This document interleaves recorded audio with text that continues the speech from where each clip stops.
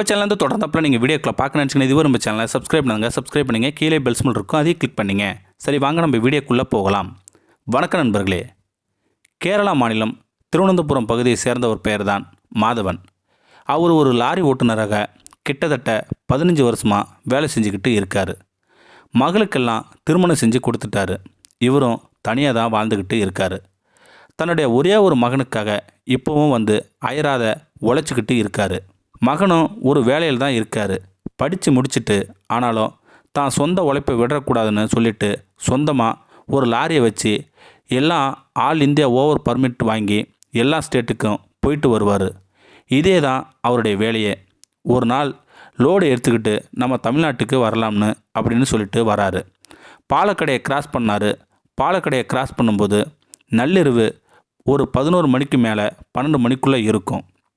அந்த நேரத்தில் சிறுநீர் கழிக்கலாம், சிறுநீர் வர மாதிரி இருக்குன்னு சொல்லிட்டு லாரியை ஒரு ஓரங்கட்டி சிறுநீர் கழிக்கிறதுக்காக கீழே இறங்குறாரு அந்த மாதவன். அப்போ இறங்கும்போது எதிர்த்தாப்பில் ஒரு லைட்டிங் தெரியுது.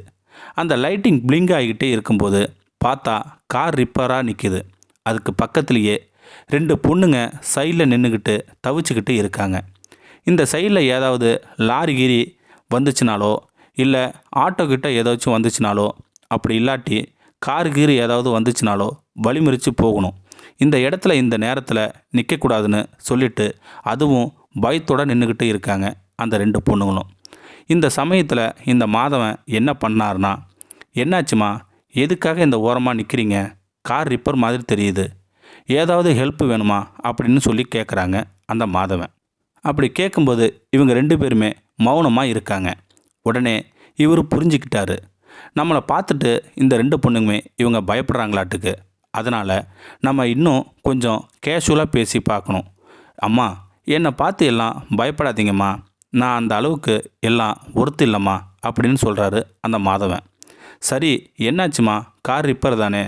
இன்னும் ஒரு 3 கிலோமீட்டர் இங்கேருந்து போனால் அங்கே ஒரு மெக்கானிக் ஷாப்பு இருக்குது. அங்கே போனால் உங்களோட காரை சரி பண்ணி கொடுத்துருவாங்க. நான் வேணும்னா உங்களை கூட்டிகிட்டு போயிட்டு அந்த மெக்கானிக் ஷாப்பு வேணும்னா அங்கே அனுப்பி வச்சுட்டு உங்கள் காரை எடுத்துகிட்டு வர சொல்லட்டுமா? என் கூட வரீங்களா அப்படின்னு சொல்லி அந்த மாதவன் கேட்கும்போது அந்த டிரைவர் பார்த்த உடனே இவங்களுக்கு இந்த 2 பொண்ணுங்களுக்குமே பயமாக இருக்குது. இவங்களும் எதுவுமே பேசாமல் பயந்துக்கிட்டே இருக்காங்க. உடனே அந்த பொண்ணுங்க, இவர் கூட போனால் நமக்கு ஏதாவது ஆபத்து வந்துடுமோ, தேவையில்லாத இடத்துல கூட்டிகிட்டு போயிட்டு ஏதாவது பண்ணிடுவாரோ அப்படின்னு சொல்லிட்டு 2 பொண்ணுமே திருதுன்னு முழிக்குது. இல்லை வேணாங்க அப்படின்னு சொல்கிறாங்க அந்த 2 பொண்ணுங்குமே. உடனே அதை புரிஞ்சுக்கிட்ட மாதவன் என்ன சொல்கிறாரு அப்படின்னா, சரிம்மா, நீங்கள் ஒன்று பண்ணுங்க, இந்த இடத்துல இருந்து நிற்கிறது எப்பயுமே ஆபத்து. யாராவது தெரியாதவங்க ஏதாவது உங்கள் அசம்பாவிதங்கள் நடக்கிறதுக்கு வழிவகுக்கும். அதனால் நீங்கள் இங்கேருந்து முதல்ல போங்க. வேணும்னா உங்களுக்கு லாரி ஓட்ட தெரியும்ல, வேணும்னா இது என்னோட கீ, நானே தரேன். லாரி வேணும்னா எடுத்துகிட்டு போங்க. எடுத்துகிட்டு போயிட்டு மெக்கானிக்கை வர சொல்லுங்கள். நான் அது வரைக்கும் உங்கள் காருக்கிட்டேயே வெயிட் பண்ணுறேன். அவர் வந்ததுக்கப்புறம் மெக்கானிக் சரி பண்ணி அதுக்கப்புறம் நான் இந்த காரை கூடியே வரேன் அப்படின்னு சொல்லி சொல்கிறாங்க. இதை கேட்ட உடனே அந்த பொண்ணுங்க நம்புகிறாங்க அந்த மாதவனை. கார் சாவியெல்லாம் கொடுக்குறாரே அப்படின்னு சொல்லிட்டு அதுக்கப்புறம் அந்த பொண்ணுங்கிட்ட இவர் என்ன சொல்கிறாருன்னு தெரியுமா? அம்மா, என் பேர் மாதவன். எனக்கு வயசு 55லேருந்து 60 கிட்டத்தட்ட நெருங்க போகுது. இப்படி இருக்கிற சூழ்நிலை என்னுடைய பொண்ணுங்களை எல்லாத்தையும் நான் கல்யாணம் பண்ணி கொடுத்துட்டேன். 2 பொண்ணு, ஒரு பையன். இப்போ என் பையன் படித்து வேலையில் இருக்கான். ஆனாலும் நான் சொந்த தொழிலை விடாமல் லாரி ஓட்டிக்கிட்டு இருக்கேம்மா. உங்களையும் என் பொண்ணு மாதிரி தான் நினைக்கிறேன். நான் கட்டி கொடுத்த 2 பொண்ணுங்க தான் நீங்கள் அப்படின்னு சொல்லிட்டு தான் நான் மனசார நினைக்கிறேன்.